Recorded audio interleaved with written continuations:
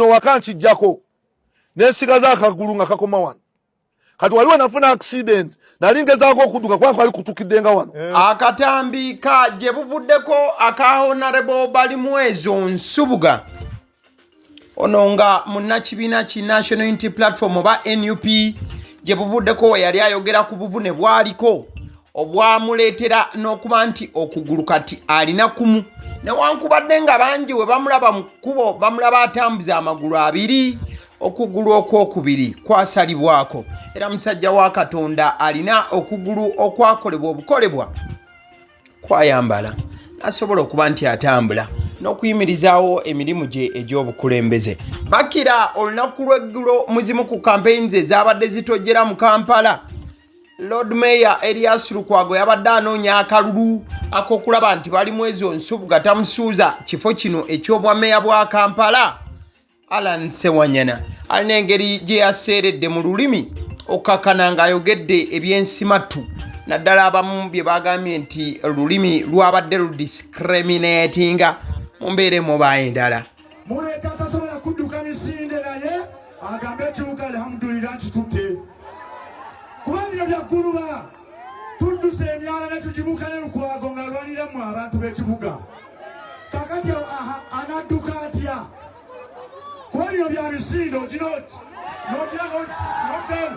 ekinavaamu ng'agwa wansi ng'ekibuga bakitwala. Bigambo bya Allan Sewanyana okuva lwe yabyifulumiza mu kamwa ke paka ne gye buli eno byandiba nti byafuuse ekkomera gy'ali olw'ensonga buli muntu atandise okumusongamu ennwe n'okwebuuza engeri musajja kikaaki atayinaamu kafansonyi okuba ng'ayogera ku musajja munne gwalaba nti embeera mwali si ye yagyeyagalira wabula okubeera nti amukolokota n'okuba nti amusojja ku luwonzi mu mbeera emu oba endala. Kati gye bikidde olunaku olwaleero ng'eni ya Balimwezo oba Honorable Balimwezo Nsubuga kyakoze kwe kukozesa omukutu gwe omugatta bantu ntegeeza omukutu ogwo gwa X n'alaga obutali bumativu okusinziira ku musajja munne ebigambo n'engeri gye yamuyisizaamu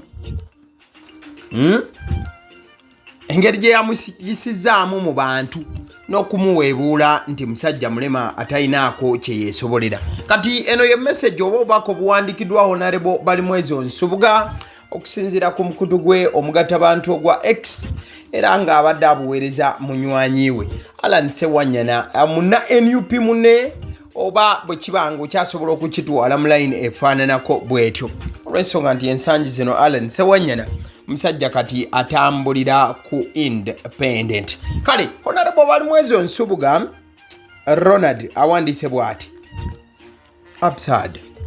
A leader would use their competitors' misfortune as basis for their campaign. What happened to inclusivity for all? Disability is not inability. I'm living proof for that. Londa Balimwezo. We fix our city. Let's keep petty fights.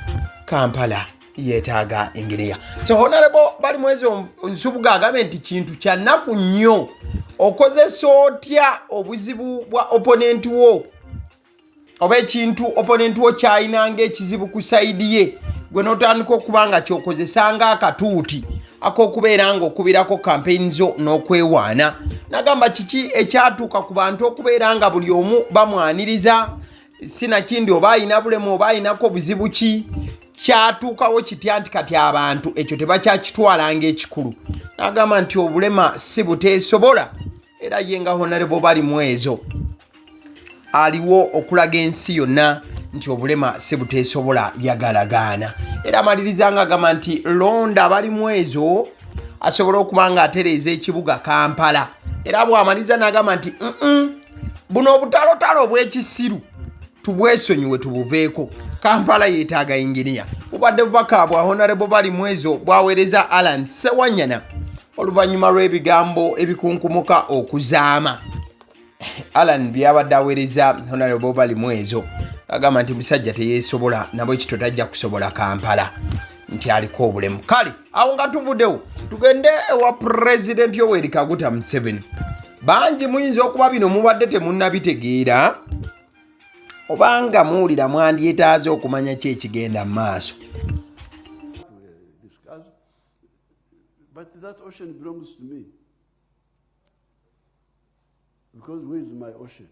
I am entitled to that ocean. In future, we are going to have wars. President Museveni we yabadde mu bitundu by'embaala eyo wakati ng'ali mu kunoonya akalulu k'ekibiina ki NRM naye kennyini ku bwa president bw'eggwanga lino yabaddeko radio talk show gye yabaddeko mwe yayogeredde n'agamba nti Sewanyana amanyiddwa nga Indian Ocean waffe era nti we era wa Uganda nga yo n'agamba nti amwetaaga. Kati katwongere okudiginga dip tumanye ki President Museveni kye yabadde ayogerako nja kukitematemamu kosanga tunakitegeera mu bwangu then tweyongereyo mu maaso tulabe Kenya eyanukudde etya President Museveni ku bino bye yabadde asaba ne bye yabadde akkaatiriza ebitundu 10 ku kine waakyo nga Indian Ocean bweri eyaffe. What's happening in the world? War between Russia and this one. Americans are doing this. How will Africa defend itself? If we have got economic integration, it can help with the economy. But how about defense? How do we defend ourselves? The Americans are now saying they want to be superior in land forces, on land. They want to be superior in the air force. They want to be superior at sea, navy. They want to be superior in space. And they have all been to the moon. The Americans have been to the moon, the Russians, the Chinese, the Indians have now gone. You fellows, you are here on Earth. Those fellows are on the moon, looking at you like insects. I don't like to be in that situation. That's why I say, you people, why don't you see how to unite? Because Uganda, even if you wanted to build a navy, how can you build it? We don't have access to the sea. The political organization in Africa is so irrational. Some of the countries have no access to the sea. President Yoweri Kaguta Museveni yayogedde ku nsonga y'okubeera nti entalo zibaddewo osobola okutunira Ukraine ne Russia Abamerika nabo babadde nga balwanagana wano na wali kati ng'agamba nti Africa eneerwanako etya singa entalo ziba zigirumbye n'agamba nti entalo zijja kujja mu maaso eyo gye tujja nabwe kityo kyandibadde kisaanira Uganda eweebwe Indian Ocean oba Sewanyana ono owa Indian oba amanyiddwa nga Indian Ocean mu buufu obwo era mukadeke kamu agambye nti bw'otunuulira ensinga za Amerika zaagala okubeera ez'amaanyi nti tezikomye kubeera nga zaagala okubeera ez'amaanyi ku ttaka zaagala okubeera ez'amaanyi mu bbanga ate era mukadeke kamu n'okubeera ez'amaanyi ku mazzi ayogera mu ngeri y'okulwana nti ejja ery'oku ttaka ery'omu bbanga n'ery'oku mazzi mukadeke kamu ayogera ku Barasha Abachina n'abalala engeri gye bakiri nti bo bakulaakulanye ne bagendako ne ku mwezi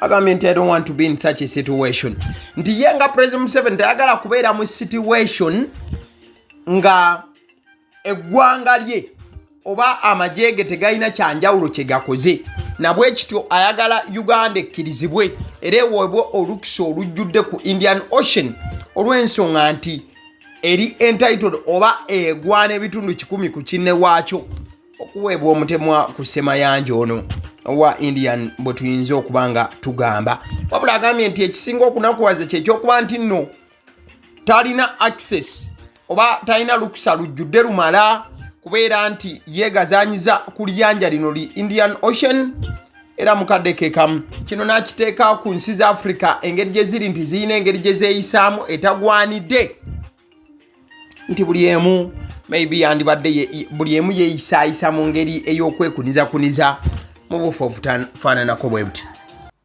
But where is my ocean? My ocean is the Indian Ocean. No, it belongs really me. I'm on the top floor of the block. And then you say the compound belongs only the ones on the ground floor. This is madness. So that's why I say, you people, you better unite economically for the sake of prosperity. If you want prosperity, market. But if you want stability and also strength in the world, so that you can go and to the moon also, you go to the moon. The ones who have been to the moon are big ones, not smaller people. The Americans, the Chinese, the Russians, and the Indians now. Museveni wano nno yayongedde okukubyamu torch n'agamba nti ensonga lwaki Uganda egwanidde okubanga yennyini Indian Ocean n'okubeera ng'erina olukusa olujjudde lwa nsonga nti bw'otunuulira ku maapu bw'oti Uganda eri waggulu nnyo nti webazi level oyinza oga nti Uganda eri ku level eya waggulu ddala nabwe kiso n'agamba nti kitegeeza Uganda erina okuba nga yerina obwannannyini ku Indian Ocean eno era nti bw'obanga ogigaanagaana yagamba buno abulabanga obulalu. This is madness. Era n'agamba nti eggwanga wano zisemazinga oba East Africa amawanga gano gagwanidde okubanga geegatta wekituuka ku kunyweza ebyenfuna obula ate era mukaddeke kamu n'ebya security oba mukaddeke kamu stability defense line efaananako bwetyo. Kati nno twabadde tuli awo President Museveni w'amaliriza okubanga asaba nti Indian Ocean eyo edde mikono gye aweebwa olukusa olujjudde kubanga yagitwalira ddala nti yiye era Uganda eyinako omutemu omunene. Waliwo posi ezabadde zitandise okutambuzibwa nti zino zaadde zikoleddwa General Muhoozi Rugaba CDF w'eggwanga lino era mutabani wa President Museveni. But bw'otunulamuko ne weetegereza ku mukutu gwe oguli official tewaliwo posti yonna wabula waliwo aparade account endala eriko General Muhoozi Rugaba Courts yeri mu kuteekayo posti ezigwa mu line efaananako bwetyo. Ati waliwo ayinza okwebuuza bino ebya Indian Ocean bye bitya? Olaba wano ku Semazinga oba wano mu East Africa waliwo ennyanja oba oguyanja ogunene gu Semazinga oba gu Semayanja ogunene nnyo ogumanyiddwa nga gu Indian Ocean. Oguyanja guno gusaabaza era ebintu biyitako ne biyingira mu nsi za Africa nga bivudde era mu nsi za Asia ne wasigadde wonna era bonna abayina oba ababodalinga n'oguyanja guno gwe gwolabaawo mu bbululu. Kati Kenya esaliza ku guyanja guno kwennyini wamu ne Tanzania eyinako ekitundutundu ekisaliza ku guyanja guno. Wabula wotununa map ya East Africa Uganda eri munda kitegeeza Uganda teyina nsalo yonna na guyanja guno. Kati Uganda buli weebeesuubula ebintu ebireetebwa ku mayanja gano oba buli weebeefuna ebintu byayo nga biyita ku mazzi ebitambulira ku gayanja gano Uganda erina kubanga esaba Kenya na Tanzania bwe kiba kisobose oba okategedde. Kati abaana bakubye eno mapu ne bagamba nti bwe tuba ndi Uganda tuli mu kusaba olukusa ku Indian Ocean tubanga abagamba nti bagenda kumenyamuko omuwaatu ogwo gwolaba ku Uganda wano mubagutambuze nga baguyisa mu Kenya wakati wonna baguyingize bagutwale bagukoone ku nsalo ya Kenya n'eriyanja lino ery'amazzi. Kale Kenya egamba ki ku bino byonna ebiri mugenda maaso? Gavumenti ya Kenya yavuddeyo ne yanukula President Museveni wamu ne bannayuganda ku bigambo ebyayogeddwa President w'eggwanga lino ku nsonga y'okuba nti asaba Uganda ekkirizibwe eweebwa oguyanja guno gusemazinga oguyanja guno gwa Indian Ocean Uganda ebeere ng'erina obuyinza obwenkomeredde. Ebigambo ebyayogeddwa President Museveni wano gye buvuddeko era we yayogedde ku lutalo oluyinza okuba nti lujja mu maaso eyo singa naddala Uganda ebeera egenda maaso n'okulemesebwa oba obutakkirizibwa kwegazaanyiza ku liyanja lino oba lisemayanja erya Indian Ocean. Kati ekiriwo kiri bwe kiti President Museveni ng'amaze okwogera bye yayogedde bwe tudda e Kenya ojja kujjukira President waayo ye mukulu William Ruto era be babiri boolaba mu vidiyo eno President Museveni wamu ne President wa Kenya omukulu William Ruto okusinziira ku administration y'eggwanga lino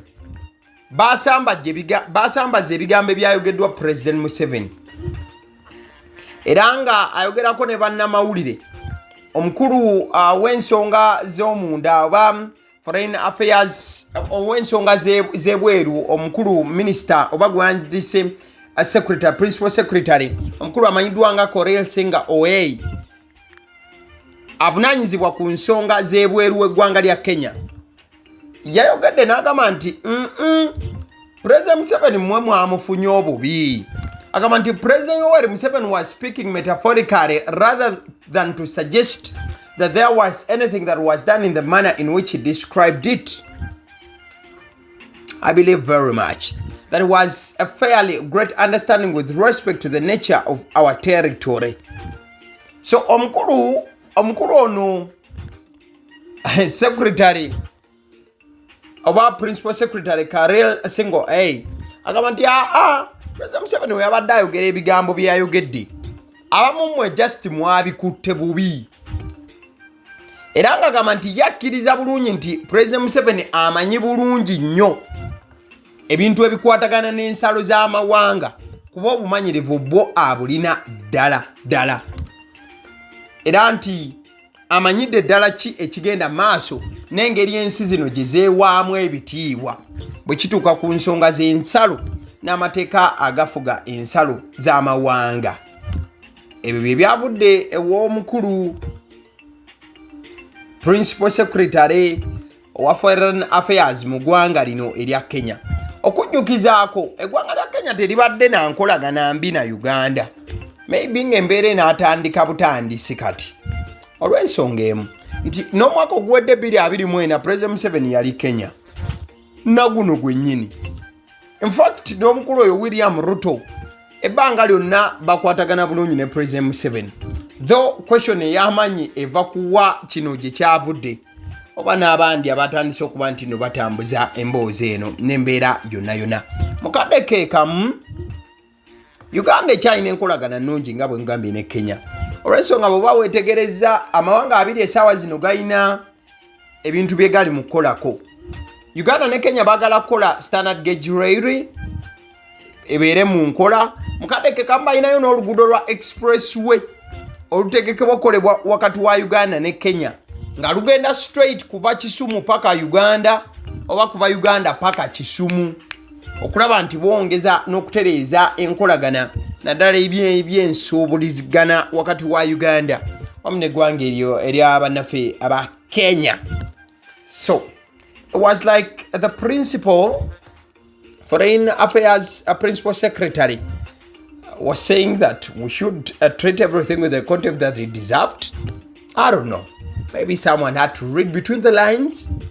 Ate engeri gy'abadde communicating ng'ayongera okuba nti asse ekitiibwa mu President Yoweri Kaguta Museveni mulayini efaananako bw'etyo. Kale njagala tugende mu katambi kano ngenda kazannyako katini kubanga singa nkazannyako nakibooko nange ziyinza okunkwata.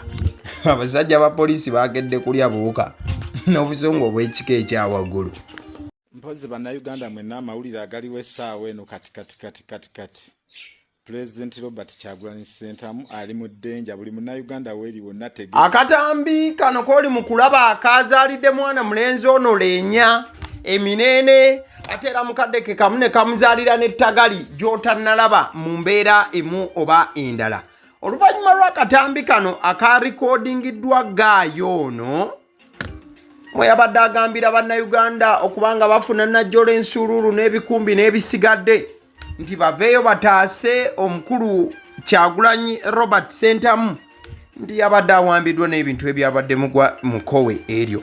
Akatambi kano poliisi olwakalabye nekolerawo okunoonyereza kuwa omukulu ono gye yabadde era abasajja baamusazeeko ne bamuvuba we twogerera ali mabega wa mitayimbwa. Wuliriza police statement gyefulumiza olunaku olwaleero egambye nti the territorial police in Kampala Metropolitan East and Nagalama Division yesterday 13th November 2025 arraigned Wamala Hakim, a 41-year-old male adult resident of Kalaji village, Champisi, sub-county in Mukono district, before the Nachifma Chief Magistrate's Court on charges of incitement to violence and misuse of social media. Ndi omukulu ono polisi ya Kampala n'emirirano wamu ne Naggalama division olunaku olw'ejjo nga 13 yaleese mwana mulenzi wamala hakimu emyaka 4 ne bamuyimiriza mu maaso g'omulamuzi wali e Nakifuma Magistrates Court, era ng'emisango gye bagudde ku Gayo ono nti yagezezzaako okusookasooka abantu beenyigire mu kumenya amateeka, era Gayo ono baamuvunaanye n'enkozesa embi ey'emikutu emigatta bantu. Wuliriza. The charges stem from a TikTok video the suspect allegedly recorded and shared on 9th November 2025 through his account, Haki Quality Property and Construction, in which he is seen uttering statements intended to incite members of the public to engage in acts of violence using dangerous weapons such as pangas and spears.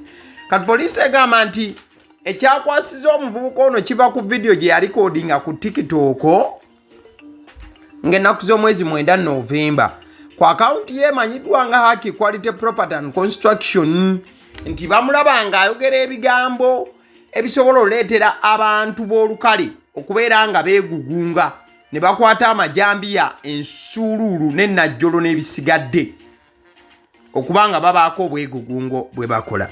He was also charged with misuse of social media for allegedly spreading false and malicious information, claiming that presidential candidate Robert Kyagulanyi alias Bobi Wine was in danger, an act that was likely to incite fear and provoke unlawful actions among members of the public.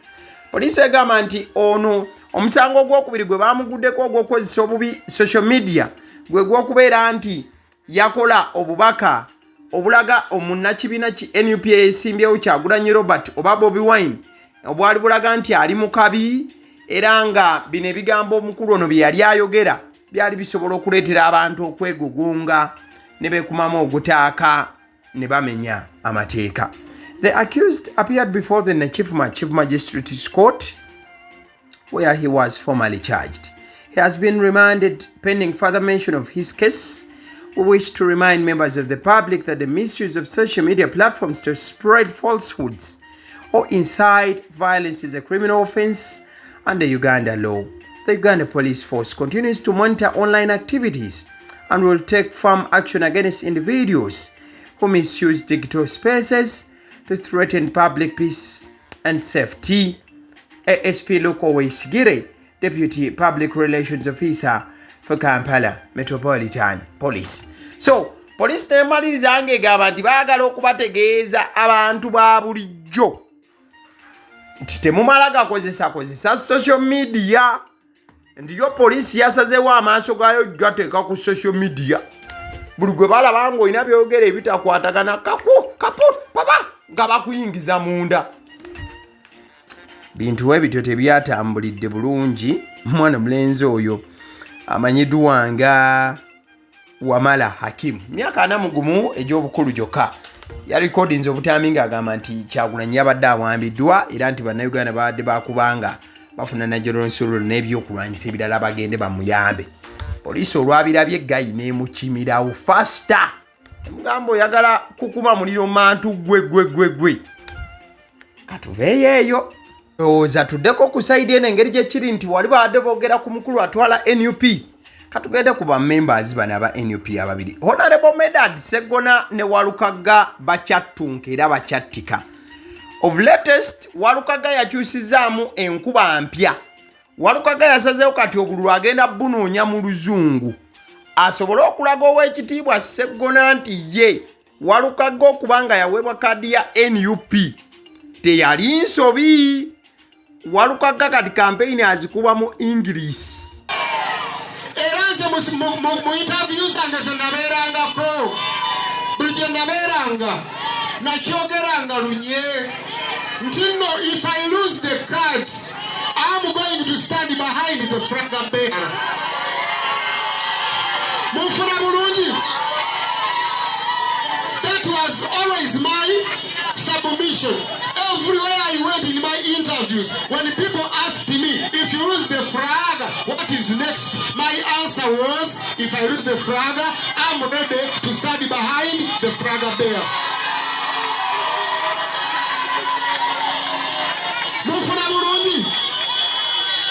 If I lose the card, lwe lulimi Walukaga kati lwayogera luzungu peke yake. Kati ate ebintu by'ensi bino bikyuka. Kati ate Oweekitiibwa Sseggona essaawa zino ye kati ate yazze mu Luganda. Oba okategedde Walukaga yali ow'Oluganda yazze mu Luzungu, kati Sseggona yazze mu Luganda. Era kampeyini buli wadde abagamba nti nze kimuliso kyammwe, nze muliso, nze ttawaaza, nze ttangaaza. Oweekitiibwa kati Oluganda lwayogera ku ground terumanyi luli Walukaga lwabadde ng'ayimba mu nnyimba. Kasooke kutwaleko Oweekitiibwa ng'akuba campaign here, then tweyongere mu maaso. Omuntu bw'ajja w'okolera n'akunkubukawo ebinusu bya mitwalo 2 ezo ze zikugaggawaza ne zirisa abewuwo n'enkeera n'akubuuza ng'akutte mu nsawo kubanga yakuwadde emitwalo 2. Abooluganda, sente z'okugaggawaza ziri mu mutwe gwo, mu mikono gyo n'ekifuba kyo. Wabula abakulembeze kye tukola tubeera tooki emunyeenyeso eyinza okukulengeza nti tunula wano we wali sente zo. Kizibikira emiwaatwa egitwala sente zo. Kyova olaba nze nnyumirwa nnyo ebibiina by'abakyala. Ebibiina by'abakyala omukyala bw'omuwa emitwalo 5 nga kapito wayitawo emyezi 6 aba alina emitwalo 3 egya kapito. Omwami ffe bw'omuwa kapito emitwalo 5 oluvannyuma lw'emyezi 6 baba bamubanja akakati. Naye nga kisoboka zibikira emiwaatwa egitwala sente zo. Weerumye teri agaggawala nga teyeerumizza bassebo ne bannyabo. Okugeza okuva ku makya sinnalya nafudde. Bwe mba nina kyenduubirira sisobola kugamba nti nja kulya kimu okumala emyezi 6. Oweekitiibwa Medad Sseggona. Kale kati bannayuganda mmwe musalawo Sseggona Walukaga Busiro mugikwasaani. NUP kaadi yagiwa Walukaga. Sseggona n'agamba nze kannewe ya independent. Ekintu nkyakisobola. I've been here for a long time as Honorable Medad Sseggona. Kale kati awo nno nga tuvuddewo wakati w'abana ababiri ojja komenti nga gombulira ani gw'olowooza. David Lawis Rubongoya naye akyagenda maaso ne kakuyege. Wabula alina ttiimu y'abaana gye yafunye munoonyeza akalulu mutaayi wange. Abaana balina vibe, bali solid ku ground kwe bali. Abali bakala Kampala okujaddiza bagirekera Lubongoya yakisobola kona mama kona mame kidongo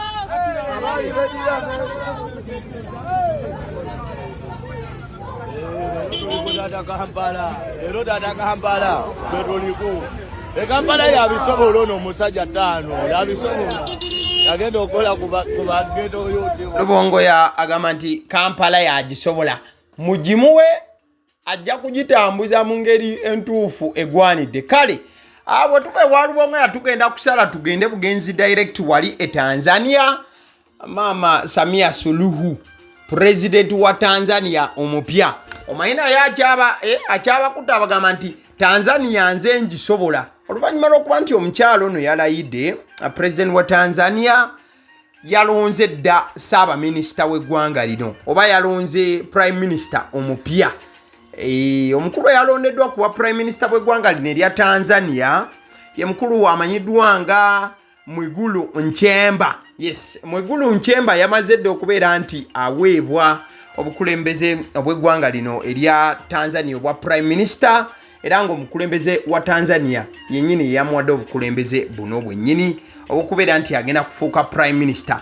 So olunaku olwaleero, yes, by the way, president wa Tanzania okulonda omukulu ono okufuuka prime minister olunaku olw'ejjo lwe yamulonze n'aba nti afuuka prime minister. In fact olunaku olwaleero emikolo egimu gitambudde here and there, wabula kikyali mugenda maaso n'okubanga bangi bakyemulugunya ku kulondebwa kwa president ono wa Tanzania era bangi bakyakakasa nti g'amaziga gaabadde mangi naye ng'ojja kujjukira nti ono yalangirirwa ng'ennaku z'omwezi 29 Oktoba okubeera nti yali akalulu akawuuse buva ne sekuuta yina. So omukulu gwolaba ku screen Nchemba eyawangudde obwa prime minister bw'eggwanga lino erya Tanzania yalikoko ne mu gavumenti ya omugenzi John Pombe Magufuli. President oye yaliko naafa, then ono president omukyala aliko naafuna entebe jjukira agifuna luvannyuma lw'oli okufa. Ssemateeka yali alagira abatanzania okubeera nti ono alayira bulayizi era n'abakunkumula emyaka 5 nga bwe gyawedde. At this time round yafunye ekisanja ekipya oluvannyuma lw'okulondebwa nga bwe kigambibwa. So omukulu eyaweereddwa obwa prime minister bwa Tanzania ye mukulu oyo gwolaba ku screen badde gamba nti yaliko mu gavumenti ya John Pombe Magufuli. Yes, era in fact nalabyeko nga bagamba nti Tanzania esuubira okubeera nga ekonome yaayo egenda kukula nnyo omwaka guno ejja kweyongerako ebitundu 6 ku buli 100 era nga basuubira okuba nti bakukola nguudo bintuntu ebyenjawulo era basuubira n'okuba nga bongera ku nsaasanya ya bajeti yaabwe. Wakati nga neekuba nti ne Tanzania nayo yakosebwa omusimbi oguva mu Amerika ne wasigadde gwasalibwako olw'ensonga zemumanyi obulungi kati mwagala tuziyingiremu. Kale away from that tugere mu sports tumalirize. Cristiano Ronaldo mwana mulenzi omuportugal Cristiano Ronaldo yakiguddeko olunaku olw'eggulo ng'ennaku z'omwezi 13 Novemba. Waliwo omupiira ogwo ogwazanyiddwa. Omupiira guno gwabadde wakati wa ttiimu y'abannaffe aba Ireland oba Ireland babadde bazanya ne ttiimu y'abannaffe bano aba Portugal. Cristiano Ronaldo baamulaze emmyufu gayi yaweereddwa red card. Alina obuntu bwe yakozeekozaawo ebiwagizi bya ttiimu eyo eya Ireland ne bitandika okubeera nga bimuyeeya n'okumujeregajerega here and there. So omwana mulenzi amanyiddwa nga Cristiano Ronaldo yafunye red card. Red card ya Cristiano Ronaldo eno yabadde ya byafaayo. Eno yabadde red card Cristiano Ronaldo gy'asoose okufuna ng'omuzannyi wa Portugal obanga akyanga ogw'ensi. Ojja kujjukira ni mwana mulenzi ono yabadde yakabazanyira empiira 226 era nga guno gwe gwabadde omupiira ogw'226 mwana mulenzi Cristiano Ronaldo omusajja n'amulaga red card. So ye yabadde red card ye esoose ng'omuzannyi wa Portugal obanga azanyira ensi ye for the very first time. So mwana mulenzi ono ayina engeri gye yareactinze oluvannyuma lw'okufuna red card eno nga bwesobola okubanga omulaba. In fact yayimiridde mu maaso g'abawagizi ba ttiimu eno gye babadde bali mu kuzanya Ireland n'abaako obusolosolo bwe yabadde yeekola ng'abalaga nti it is okay wadde red card agifunye tebalina kye bamugambayo. Cristiano Ronaldo red card eno yagifunye mu dakika yabadde ya 59. Wabula njagala okukakasa nti Ireland yazze nesinsimula Portugal omupiira mulamba. Portugal bagikubye goals zabadde 2-0 era nga Ireland ye yabadde akyazza bannaffe bano aba Portugal mu World Cup qualifiers zino eza round 5 omulundi ogwo mukwano gwange. Ojja kujjukira nti goals 2 eza ttiimu y'abannaffe bano aba Ireland zonna zateebeddwa kaana kalenzi ako myaka 23 akamanyiddwa nga Troy Parrott. Ke kasobodde okuba nti no kakuba goals zino 2. In fact red card eva ku guy eyakoze assist ey'okubiri mupiira guno gayo amanyiddwa nga Dara Oshe. Mwana mulenzi Cristiano Ronaldo yamukubye akakokola. Yes, yamukubye akakokola then omulamuzi mbulira nti omulamuzi referee agenda okebera wali mu ka TV. Referee agamba Ronaldo sewa omusajja mu kifo ky'ozannya omupiira oli mu kukuba mwana kakokola kale fuluma. Yabadde yellow card omusajja n'agikyusa namugamba nti get out of here man. Kale nzikiriza nkutegeeze ku bannaffe aba Honeybites bagamba nti bo omulimu gwe bakola gwa kukolera byakulya eby'abaana abadda ku masomero. Bwe tugamba abaana abadda ku masomero saabo bokka abadda ku masomero wabula n'ababeera ewaka balina package ey'ebyokulya eby'abaana mu line efaananako bwetyo. Gwe bakubire bukubizo bagambe njagala package y'ebyokulya by'abaana abali ku masomero oba abaana abalya ebyokulya. Balina ebyokulya yogera ku daddies, yogera ku binyeebwa, amawogola, yogera ku bagiya, yogera ku cupcakes, yogera ku donuts. Osobola okubafuna ku 0709 787508 ate era mukadde ke kamu bw'oba oyagala ku pizza size yonna era namba y'emu. Ate era mukadde ke kamu bakola ne cake eza buli mukolo babayita aba honey bites. Njagala n'okutegeeza ku bannaffe aba Allan Painters UG, bano basiizi ba langi era nga balina obukugu mu kusiiga langi era bamanyi ne langi ki egenda ku kizimbe kyo era mu ruumu ki. Tebasobola kuddira langi yandigenze mu kisenge ate ne bagisiiga mu ddiiro ey'omu dining ne bagisiiga mu kinaabiro. Nedda, Allan Painters UG omulimu gw'okusiiga langi bagukugukira ddala. Basiiga ebizimbe okuviira ddala ku ruumu emu paka ku makalina n'amakalina. Gwe bakubira ebukubizo bagambe nti Allan Painters UG namaliriza okuzimba ekizimbe kyange. In fact ne bw'oba olina ekizimbe nga kikadde nga olaba langi yaakyo efaanana si bulungi, Allan Painters UG bazze kugonjoola nsonga eno. Bakubire ku 0705 193636 be bannaffe aba Allan Painters UG. Aba Sedi Omusunsuzi erinnya eryange yenze aba Sedi Omusunsuzi, yenze atuula emabega w'omuzindaalo buli lunaku era ly'eddoboozi ly'owuliriza ku mukutu guno aba Sedi Omusunsuzi ly'eddoboozi eryo era ng'omukutu kwoli gwe guno ogwagaliwo. Nagamba nti information yonna gy'olaba ku channel eno tetugattamu kintu kyonna ate tewali kye tutoolamu. Information nga bw'eba eyingiddewo ffe bwe tugikwata ne tugikuwa. Kati gwe omulabi n'osalawo ki eky'okukozesa information eyo. Kati ky'ogenda okukola mukwano gwange bw'oba omaliriza okulaba vidiyo eno, likinga, commentinga ki ky'olowooza, mukadde ke kamu subscribinga bw'oba nga omukutu guno oli mupya. Ate era mukadde ke kamu sharingira mikwano gyo girabe vidiyo eno ate ne videos endala ku mukutu guno. Agaliwo YouTube channel, mwebale kutulaba.